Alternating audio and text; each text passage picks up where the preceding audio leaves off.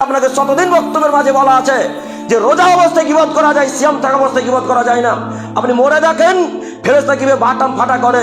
আপনি বুঝেননি কবর কি জিনিস, তাই চাচাতো ভাইয়ের নামে দুর্নাম করেন, আব্দুল করিমের দুর্নাম করেন, আর অন্যান্য মানুষের দুর্নাম করেন। আপনি মরে দেখেন ফেরেশতা বাটাম ফাটিয়ে দেবে, কথাই চূড়ান্ত। মুহাম্মদ সাল্লাল্লাহু আলাইহি সাল্লাম বলছেন যে ফেরেশতার হাতে একটা লাঠি হাতুড় থাকবে, এই হাতুড়টা যদি মাউন্ট এভারেস্ট পাহাড়ে ফেলে দেওয়া হয়। আব্দুল করিম ভাই, আমরা শিক্ষিত মানুষ, আল্লাহ নবী কি মাউন্ট এভারেস্টের কথা বলেছে? জি না, আল্লাহ নবী মাউন্ট এভারেস্ট পাহাড়ের কথা বলেনি। তবে আল্লাহ নবী বলেছেন পৃথিবীর সব থেকে উঁচু পাহাড়। আপনি খোঁজ নিয়ে দেখেন পৃথিবীর সব থেকে উঁচু পাহাড় কোনটা? Mount Everest. উদ পাহাড়, দূর পাহাড়ে এভাবে যদি শুধু হাতুড়টাকে এইভাবে ছেড়ে দেওয়া হয়, আঘাত করা ভিন্ন জিনিস, ছেড়ে দেওয়া ভিন্ন জিনিস, দুইটার মধ্যে পার্থক্য নেই, দুটাই আলাদা জিনিস। মুহাম্মদ সাল্লাল্লাহু আলাইহি সাল্লাম বলছেন হাতুড়টাকে যদি এইভাবে শুধু ছেড়ে দেওয়া হয় তো মাউন্ট এভারেস্ট পাহাড়, তুর পাহাড়, উদ পাহাড় একেবারে মাটির সাথে ধুলাই মিশে যাবে।